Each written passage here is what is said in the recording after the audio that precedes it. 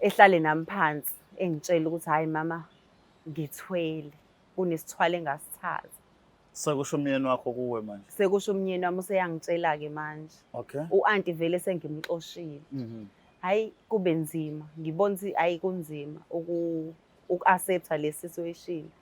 Hhayi sihambe isikhathi khona la endlini, ubaba ngiyabona nje ucansi uselifuna ngempela high and low, uyalidinga ucansi ubaba ngapha nangapha, ngiyakupheka ucansi, yonke into nje. Sengisesimeni sokuthi kumele ngihlale nje ngigqoke lezi zinto ezivezayo umzimba ngoba ubaba hhayi uyalidinga ucansi.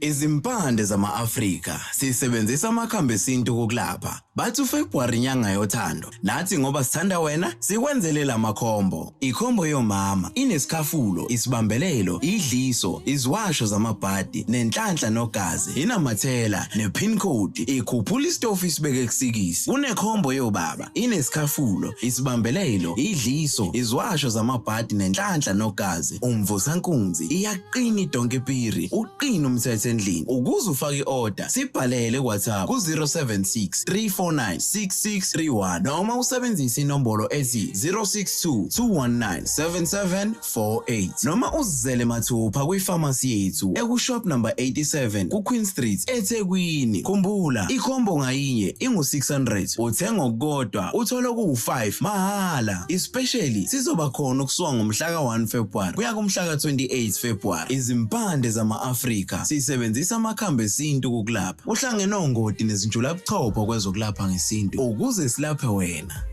Ninabekashana kamenzi apho zomlaza ngameva ninabendlondle noPhaphe Khanda enkana sezantsi kuyifundazwe zenzonke khona eNingizimu Afrika. Sithobeke sibingelele iBlack Live TV le impande zama-Afrika. Igama lohlele lami uKing Sicaka ngolapha kaLuqa. Thembe ukuthi abantu bayaphila nhlangothi zonke zomhlaba. Asizange kuzogeqa amagula ngathi lokho singemuki, kodwa size ngabantu okuyibona abazoxoxa nathi la sizwe ukuthi udaba labo luthini.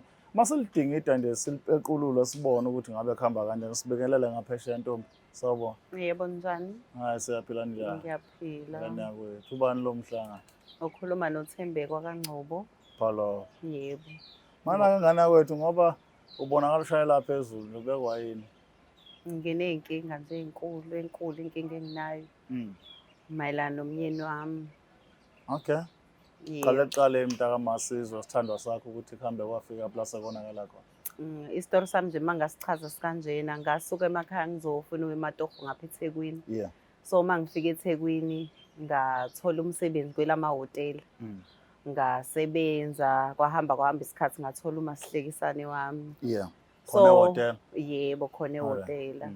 So uMasihlekisane wami kuthe kuhamba isikhathi ke sihlekisana, yena wakhushula emsebenzini wabala kulama department ko-manager kanje. Yebo. So kwahamba isikhathi sagcina sishada noMasihlekisane wami. Sithe nje ngesinye isikhathi sesihambile isikhathi wathi usavakasha emakhaya lapha akhula khona. Wala vele? Cha kuyena owalana. Oh, uvakasha emakhaya ngakubo ngaphandle? Ngakubo ngaphandle. Okay. So mayevakasha ngakubo ehambe ebuye, uthe mayebuya wangibuyela no-anti ozosiza la ekhaya. Oh yeah. Yebo. So sihambe isikhathi mayebuye no-anti ngibuza ukuthi hawu kungani ezengifunela u-anti osizayo ngoba ngiyakwazi ukuzenzela la ekhaya. Hayi ethi hayi mama ingoba ngiyakutotosa nje ngifuna nawe ube iqueen nje la endlini. Hayi nginganaki. Uthe makuhamba isikhathi hayi u-anti ekhulelwe. Ha. Okay. Ngizibuza ukuthi hayibo u-anti ngoba kaphumi akayindawo ukhulelwa kanjani? Hayi ngithule, hayi izalwe ingane kube kuhle. Hayi sihambe isikhathi. Mayezala ingane u-anti, hayi ngibone nje umnyeni wami ukuthi hayi akanankinga nje uyasiza la enganeni ka-anti, akunankinga nje konke kuhamba kahle. Kwazisa umkhaya wakhe. Yebo. Hayi so nginganaki nami. So kuze kufike la ukuthi sizomuva lapho sihlala khona siyohlala kwenye indawo. Yeah. Ya ngoba phela kwazisa imali isikhona lapha ekhaya.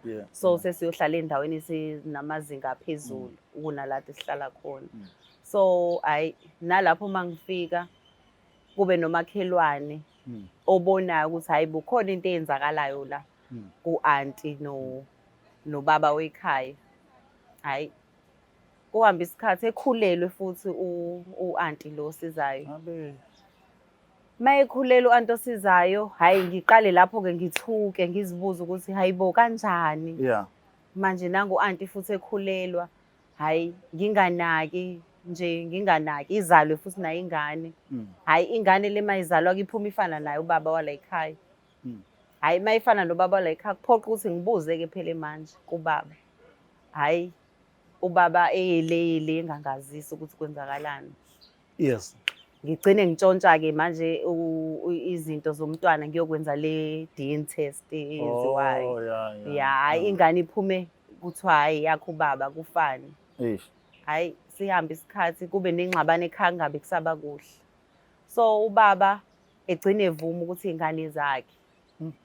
Uma evuma ubaba ukuthi iy'ngane zakhe, ayi ngiqale ngithuke ngixoshe u-anti lo osizayo la ekhaya. Uma ngimxosha u-anti, hhayi ngibone ukuthi ake ngihlale naye umyeni wami ngimbuze ukuthi myeni wami kungani ubulala no-anti mina uzugcina umithisa mina ungangimithisanga. Kabili. Hhayi kuthe kusuka hhayi lethi hhayi mama sisazokhuluma. Hhayi sihambe isikhathi sithe masihamba isikhathi ehlale nami phansi engitshela ukuthi hhayi mama ngithwele kunesithwalo engasithatha.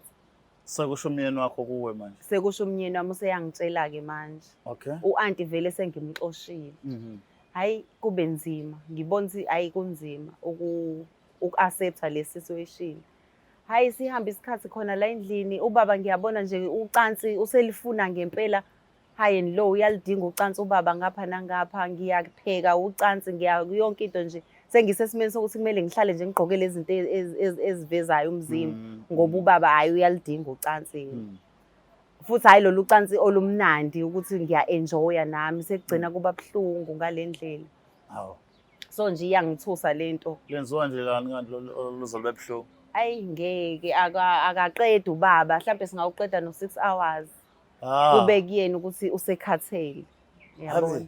Siloyishilo nje. Lokhu ushilo nje manje ayi inzima yonke lento kunzima kumina sekunzima ingakho ngize ngapha ngizofuna usizo. Ima-ke ngifuna ukuthi understand kule part yokuxoshwa komsebenzi endlini. Wayehlangana phi? Mayithi ubaba uthwele ungena kanjani umsebenzi yona yonke le? Kusho ukuthi mayichaza ubaba uyasho ukuthi wayethwele njobe ethwele nje kwakumele elale nomuntu wathatha isithwalo sokulala ekhulelisa. Yabona. So mina kuze ngeke ngithinteke wayesebenzisa yena lo sisi. So mayithi kumele akhulelise wena umakoti wakhe kumele ube nezingane. Ingoba lezi ingane vele azizoba ingane ekukhuleni kwazo zazizoba izilwane. Shuthi ngenye indlela wahamba wayothwala wanikezwa lo sisi ukuthi le ilwana azoyidinga uzoyizalisa lo sisi. Ya mangicabanga kanjalo. So ubuya nayo mletha la wena ubona umuntu ozalayo nje uzala izingane uyibona athi izingane kanti akungane kusasa izoba izilwane zakhe. Ya kwakunjalo kona. Ngenye indlela ma wena uthi axoshwe lo sisi lo sigqilakazi kwangena wena osikhaleni sakhe. Ya ngisho kanjalo ngoba wagcina phela eselifuna kimi lolu cansi sesilwenza nje noma inini. Ongangokuba ngisho emsebenzini.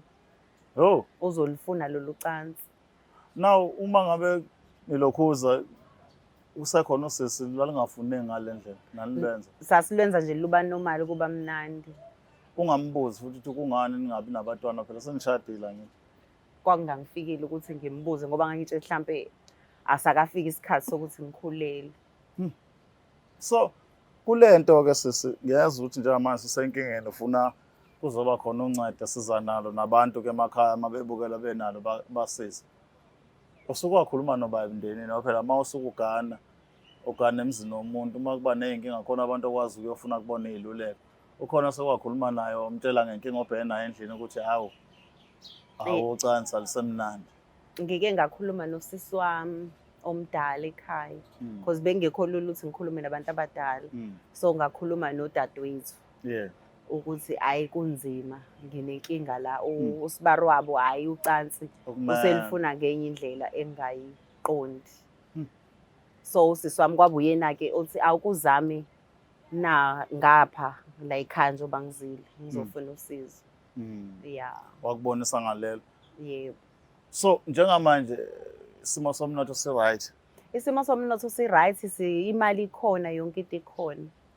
Manje in between uthi ushiye umyeni wakho ubuyele enhluphekweni noma uqhubeke uthwale kanzima kodwa ungekho happy. Inkinga umyeni wami ngiyamthanda, ngeke ngikwazi ukumshiya, ingakho ngifuna usizo, ngeke ngikwazi ukumshiya.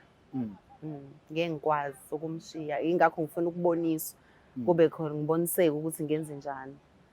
Kodwa-ke ukwafika endabeni yokuthi ucheck-e into zayibeletho nani nani ngoba ngeke ngizwe lama bexoxa abantu ukuthi abanye bagcina sebelinyalelwa yibeletho since nocansi alwenza nawe usho nawe ukuthi alijwayelekile. Ungagaranta kanjani lolu cansi elwenzayo lwenza nomuntu ngempela noma usulwenza nesilwane? Bengaka-check-i ibeletho, mhlampe ngisazo-check. Yeah. So-ke kulesi simo kanibhekene naso uyakhuluma naye ma-respond uthini? Uyethi phela ayikho into azoyenza ngoba mina ngaxosha u-anti owayenza lo msebenzi. Akareflexeki mhlawumbe uthola omunye u-anti-ke?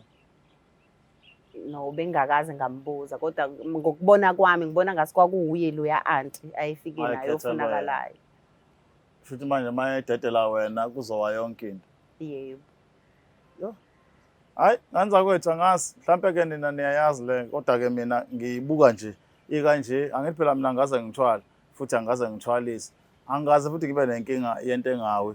Iyawa nje uma sekufika isikhathi. So angazi ukuthi kwenzakalani usisi uyakhala uthi nediluzi into akade agcina ukuyigqoka-ke asayigqoka njalo ngoba umyeni uhlale ready ukuthi make nje wavuka.